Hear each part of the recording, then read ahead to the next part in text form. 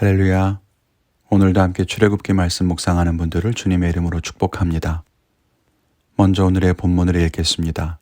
오늘 말씀은 출애굽기 14장 1절부터 14절까지입니다. 여호와께서 모세에게 말씀하여 이르시되 이스라엘 자손에게 명령하여 돌이켜 바다와 믹돌 사이에 비하히로답 곧 바알스본 맞은편 바닷가에 장막을 치게 하라. 바로가 이스라엘 자손에 대하여 말하기를 그들이 그 땅에서 멀리 떠나 광야에 갇힌 바 되었다 하리라. 내가 바로의 마음을 완악하게 한즉 바로가 그들의 뒤를 따르리니 내가 그와 그의 온 군대로 말미암아 영광을 얻어 애굽 사람들이 나를 여호와인 줄 알게 하리라 하시매 무리가 그대로 행하니라. 그 백성이 도망한 사실이 애굽 왕에게 알려지매 바로와 그의 신하들이 그 백성에 대하여 마음이 변하여 이르되 우리가 어찌 같이 하여 이스라엘을 우리를 섬김에서 놓아 보내었는가 하고 바로가 곧 그의 병거를 갖추고 그의 백성을 데리고 갈새 선발된 병거 600대와 애굽의 모든 병거를 동원하니 지휘관들이 다 거느렸더라. 여호와께서 애굽 왕 바로의 마음을 완악하게 하셨으므로 그가 이스라엘 자손의 뒤를 따르니 이스라엘 자손이 담대히 나갔음이라. 애굽 사람들과 바로의 말들 병거들과 그 마병과 그 군대가 그들의 뒤를 따라 바알스본 맞은편 비하히롯 곁 해변 그들이 장막친 데에 미치니라. 바로가 가까이 올 때에 이스라엘 자손이 눈을 들어 본즉 애굽 사람들이 자기들 뒤에 이른지라. 이스라엘 자손이 심히 두려워하여 여호와께 부르짖고 그들이 또 모세에게 이르되 애굽에 매장지가 없어서 당신이 우리를 이끌어내어 이 광야에서 죽게 하느냐? 어찌하여 당신이 우리를 애굽에서 이끌어내어 우리에게 이같이 하느냐? 우리가 애굽에서 당신에게 이른 말이 이것이 아니냐? 이르기를 우리를 내버려두라. 우리가 애굽 사람을 섬길 것이라 하지 아니하더냐? 애굽 사람을 섬기는 것이 광야에서 죽는 것보다 낫겠노라. 모세가 백성에게 이르되 너희는 두려워하지 말고 가만히 서서 여호와께서 오늘 너희를 위하여 행하시는 구원을 보라. 너희가 오늘 본 애굽 사람을 영원히 다시 보지 아니하리라. 여호와께서 너희를 위하여 싸우시리니 너희는 가만히 있을지니라. 아멘. 처음에 이스라엘은 바로에게 말하기를 광야에서 하나님께 제사를 드리겠다고 했습니다. 사흘길 떨어진 곳에서 제사를 드리겠다고 했었는데 그들이 길을 돌이켜 멀리 홍해 앞까지 이르렀다는 것을 바로가 알게 됩니다. 그리고 바로가 군사를 일으켜서 많은 병거를 이끌고 이스라엘을 뒤쫓아갑니다. 이스라엘의 앞에는 바다가 가로막고 있고 뒤에서는 바로의 군대가 쫓아옵니다. 위기의 순간을 맞게 된 거죠. 오늘 이 말씀을 통해 몇 가지 생각해 보면서 은혜를 나누기를 원합니다. 첫째는 사람의 마음을 의지하지 말라는 것입니다. 오늘 말씀에는 바로와 또 이스라엘의 변덕스러운 모습이 등장합니다. 바로는 이스라엘을 보내놓고도 다시 마음이 완악해져서 그들을 그냥 노예로 두었어야 한다며 이스라엘을 뒤쫓아옵니다.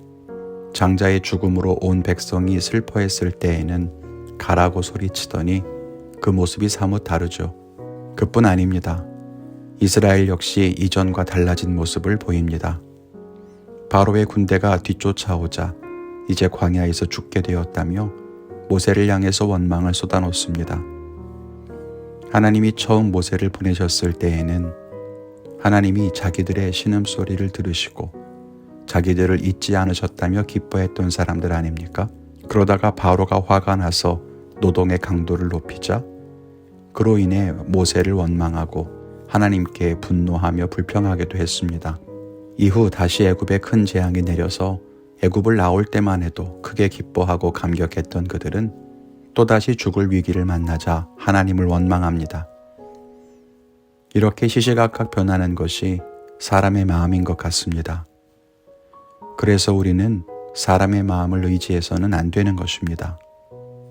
사람의 마음은 어제는 내 편인 것 같다가도 다시 내게서 멀어지기도 하고 지금은 나와 함께하는 것 같다가도 다시 등을 돌리기 일쑤입니다. 그렇게 변하는 사람의 마음을 의지해서는 안 됩니다. 사람을 의지하게 되면 상처를 입기 쉬울 뿐만 아니라 이리저리 변하는 사람의 마음을 따르다가는 오히려 가야 할 길을 가지 못하고 방황하게 될 뿐입니다. 우리는 변하지 않는 하나님을 의지하고 하나님의 편에 서야 할 줄 믿습니다. 둘째는 하나님이 싸우시게 하라는 것입니다. 모세는 백성들을 향해서 하나님이 행하시는 구원을 보라고, 하나님께서 너희를 위해서 싸우신다고 말합니다. 이스라엘 백성들의 눈에는 길이 없습니다. 앞으로 나아갈 수도 없고 뒤로 돌아갈 수도 없습니다. 어떻게 해도 망하게 되는 최악의 상황을 만나게 된 거죠. 그런데 하나님께서는 이 일을 성경에 기록된 최고의 장면 중 하나로 바꾸십니다. 그것이 하나님이 일하시는 방법입니다. 우리에게는 답이 없고 가능성이 없어도 하나님께서는 그 일을 이루십니다. 그래서 우리는 모든 상황 속에서 하나님이 싸우시도록 하나님께 맡기는 법을 배워야 합니다. 답답함에 한숨 짓고 상황 때문에 두려워할 것이 아니라 하나님이 이 상황에서 어떻게 일하시는지 하나님의 구원을 기대하며 하나님께 맡겨야 합니다. 그럴 때 우리는 하나님이 행하시는 놀라운 구원을 보게 될 것입니다. 지금 여러분의 앞에 홍해가 가로막혀 있습니까? 여기까지 인도하신 하나님을 믿으십시오. 하나님의 뜻과 인도하시면 실수가 없습니다. 하나님은 반드시 이 고난을 지나서 약속의 땅으로 인도하실 것입니다. 하나님이 행하실 구원을 기대하는 믿음으로 하나님께 맡기십시오. 하나님은 결코 지지 않으십니다. 그 구원의 역사를 목격할 수 있는 우리가 되기를 바랍니다.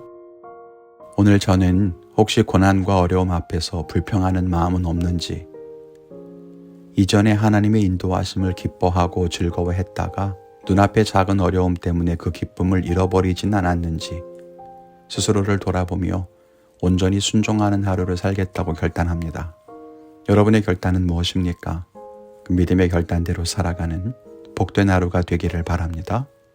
주 안에서 승리하십시오. 감사합니다.